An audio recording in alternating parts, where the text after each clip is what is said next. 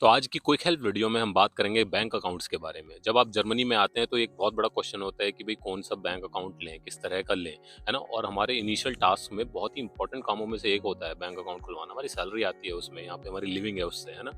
तो दो तरह के बैंक्स होते हैं जर्मनी में, online bank and offline bank. हमने अपनी कंट्रीज में ऑफलाइन बैंक तो सुने ही है, क्योंकि सारे ऑफलाइन बैंक्स ही होते हैं, क्योंकि उनकी एक फिजिकल लोकेशन होती है। बेसिक आइडिया ये है। और ऑनलाइन बैंक्स जो होते हैं उनकी कोई फिजिकल लोकेशन नहीं होते, वो प्योरली ऑनलाइन डिजिटली ऑपरेटेड होते हैं। उनका कोई भी फिजिकल ऑफिस लोकेशन नहीं होती जहां आप चले जाएं। करेक्ट। तो इनको हम कैसे डिफर आउट करेंगे कि क्या डिफरेंस है दोनों में? तो कुछ पॉइंट्स हैं। पहला, अकाउंट ओपनिंग करने में किसकी आसानी है, किसमें मुश्किल है। तो जो ऑनलाइन बैंक्स होते हैं उनकी अकाउंट ओपनिंग बहुत ही स्मॉल और क्विक होती है। उनका जैसे कोई फिजिकल लोकेशन होती ही नहीं, तो आप उनकी ऐप डाउनलोड करो, अपना रेजिडेंट परमिट वगैरह, वीज़ा, पासपोर्ट वगैरह उस पर दिखाओ। वीडियो पे उनका वीडियो आइडेंटिटी करके प्रोसेस होता है, जिसमें आप वो वीडियो कॉल करते हैं, आपको आपको आपकी वीडियो वेरिफिकेशन करते हैं आपके पासपोर्ट रेजिडेंट परमिट के साथ, और कुछ ही 4 to 5 स्टेप्स में आपका अकाउंट खुल जाता है। और आपका जो भी आप एड्रेस, अपना वेरीफाइड एड्रेस प्रूफ देते हैं, उसके अकॉर्डिंग आपके एड्रेस पे कार्ड्स, पासबुक्स वगैरह जो भी हैं, सारी फॉर्मेलिटीज हो जाती हैं।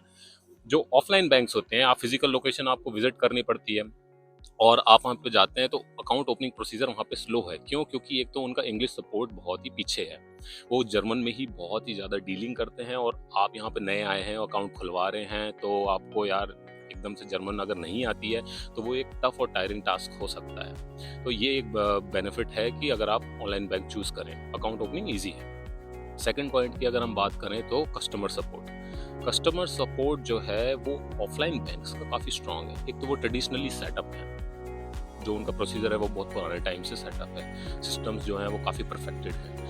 और जो ऑनलाइन बैंक्स हैं उनकी कोई फिजिकल लोकेशन नहीं है, उनका कोई कॉल सेंटर होगा कहीं पे, कहीं चला रहे होंगे वो, और किस इन्फॉर्मेशन बेस पे चला रहे हैं, कितने ट्रेंड हैं वो कॉल सेंटर प्रोफेशनल्स, वो एक क्वेश्चन है। तो वहाँ पे जब आप फ़ोन वगैरह करते हैं तो मे बी आपकी क्वेरी वगैरह इतनी जल्दी रिजॉल्व ना हो, है ना? तो ये एक स्लो कस्टमर सपोर्ट होता है ऑनलाइन बैंक्स का। ऑफलाइन बैंक्स इस मामले में आगे हैं। थर्ड पॉइंट है सर्विस फीस कि यहाँ पे एक बड़ा अच्छा पॉइंट है कि यहाँ पे जब आप बैंक अकाउंट खुलवाते हैं तो बैंक्स आपको सर्विस दे रहे हैं, तो वो आपसे मंथली या ईयरली सर्विस चार्ज कर सकते हैं। They are entitled to do that. हमारी कंट्रीज में जैसे इंडिया में तो बैंक्स वगैरह तो फ्री होते हैं, अकाउंट ओपनिंग बिल्कुल फ्री होती है। किसी ने सुना भी नहीं होगा कि यार अकाउंट खोलने के पैसे तो हम खुलवा ही लेंगे ही नहीं वहाँ पे, तो है ना?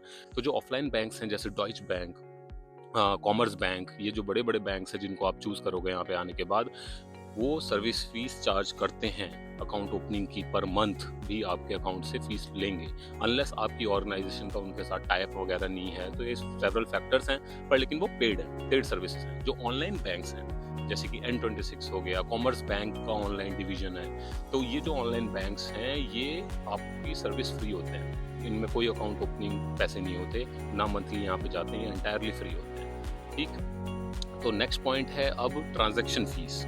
जब आप एटीएम कार्ड का एटीएम यूनिट्स पे यूज़ करते हैं तो ट्रांजैक्शन फीस लगती है यहाँ पे जर्मनी में। हाँ जी। तो जैसे ये डॉइच बैंक, कॉमर्स बैंक, स्पारकाशे, ये इनके जो एटीएम्स हैं ये आप हर एटीएम पे यूज़ नहीं कर पाएंगे, जैसे अपने इंडिया में ग्लोबली फ्री होता है वो पॉइंट, है ना? तो यहाँ पे आप जब भी जाएंगे तो 4 से 5 यूरो की ट्रांजैक्शन फीस लग सकती है, भले ही आप 20 यूरो निकाल रहे हैं, 50 निकाल रहे हैं कि 100 निकाल रहे हैं, क्योंकि एक बिल्कुल absurd बात है। मतलब 5 यूरो की ट्रांजैक्शन फीस, आप 50 यूरो तो यार ट्रांजैक्शन में निकाल ही रहे हैं। तो ये एक बिल्कुल गलत है जो कि फील होता है यहाँ पे। तो जो ये ऑनलाइन बैंक्स के एटीएम होते हैं जैसे N26 और कॉमर्स बैंक की ऑनलाइन डिवीजन जिसकी मैं बात कर रहा था, तो ये जो बैंक्स हैं इनकी जितने भी एटीएम हैं ये सारे यूनिट्स पे फ्री होते हैं, मोस्टली यूनिट्स पे फ्री होते हैं। तो ये एक बहुत ही बेटर पॉइंट है ऑनलाइन बैंक्स का। और एक और पॉइंट है कि जो ऑनलाइन बैंक्स हैं जैसे कि वो नए सेटअप हुए हैं, तो उनके सिस्टम जैसे मैं बता रहा था कि परफेक्टेड नहीं है, तो उनमें इश्यूज़ हैं। वहाँ पे कुछ फ्रॉड ट्रांजैक्शंस भी होती हैं मैंने सुना है, और काफ़ी बग्स वगैरह दिखते हैं आपको उनकी ऐप्स वगैरह में। इंटरफेस वगैरह भी इतना बढ़िया नहीं होता, बग फ्री नहीं होता बेसिकली, अगर टेक्निकल टर्म्स में कहा जाए तो ये सब वहाँ पे चलता रहता है। तो ये सब के लिए आपको प्रिपेयर रहना पड़ेगा। ऑफलाइन बैंक्स में ये सब कम है, बहुत कम है, तो सिस्टम ऑलमोस्ट परफेक्टेड है। तो ये एक अच्छा पॉइंट है। बाकी यही सारे पॉइंट्स हैं जिनके आपको ध्यान रखना पड़ेगा बैंक अकाउंट खुलवाने से पहले। मेरे ओपिनियन में अगर आपका स्मॉल बैंक बैलेंस रहेगा, आप एक नॉर्मल जॉब करते हैं, कोई बिजनेस नहीं है आपका जिसमें पता नहीं थाउजेंड्स और मिलियंस का टर्नओवर है आपका, तो मेरे को लगता है आप ऑनलाइन बैंक्स वगैरह बिल्कुल ट्राई कर सकते हैं, और नए-नए आए हैं तो बिल्कुल ट्राई कर सकते हैं, क्योंकि अकाउंट ओपनिंग एक बहुत ही इम्पोर्टेंट टास्क है जो कि आपको करना होता है अपनी जॉब स्टार्ट करने के लिए। और ऑफलाइन बैंक्स जो हैं इसमें टाइम बहुत लगा सकते हैं, आपको बहुत बहुत ही ज़्यादा टाइम कंज्यूम हो सकता है उस प्रोसेस में। तो ऑनलाइन बैंक मैं प्रेफर करूँगा कि आपके पास अगर आपका आरपी रेजिडेंट परमिट वगैरह है तो ऑनलाइन बैंक में जाके जल्दी से अपना अकाउंट वगैरह खुलवा लें, ऑफलाइन बैंक्स वगैरह मत जाएँ।